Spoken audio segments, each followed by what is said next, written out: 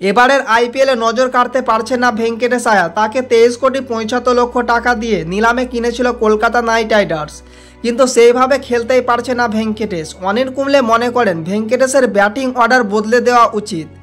ভেঙ্কটেশ এখনও পর্যন্ত 9টি ম্যাচে 135 রান করেছেন। তার ব্যাটিং গড় 22.50, স্ট্রাইক রেট 139.17।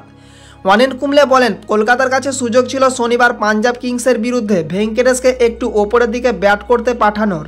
সুনীল নারায়ণের সঙ্গে ওপেন করতে পারতেন ভেঙ্কটেশ, রহমানুল্লাহ গুরবাজকে বসাতে পারত, কিন্তু ওরা রমনদীপ সিংকে বসিয়ে দেয়। সেই জায়গায় লভনীশ সিসোদিয়াকে খেলাতে পারত, খারাপ উইকেট রক্ষক নয় ও। আর চেতন সাকারিয়ার বদলে খেলাতে পারত পেসার অ্যান্ড্রিক নকিয়াকে।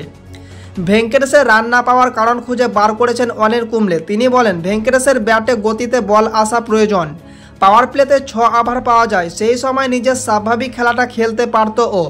বড় শট খেলার সুযোগ থাকে, সেটাও আগে করিয়ে দেখিয়েছেন ভেঙ্কটেশ আয়ার। দুবাইয়ে এইভাবে খেলতে দেখা গিয়েছিল ওকে। এই মরশুমে মিডল অর্ডারে খেলানো হচ্ছে ভেঙ্কটেশ আয়ারকে। মাত্র দুবার 40 রানের গন্ডি পার করেছেন তিনি। 2021 সালে ব্যাট হাতে নজর কেড়েছিলেন ভেঙ্কটেশ। 11টি ইনিংসে 370 রান করেছিলেন। এবারে সেই ফর্মের ধারে কাছেও নেই তিনি।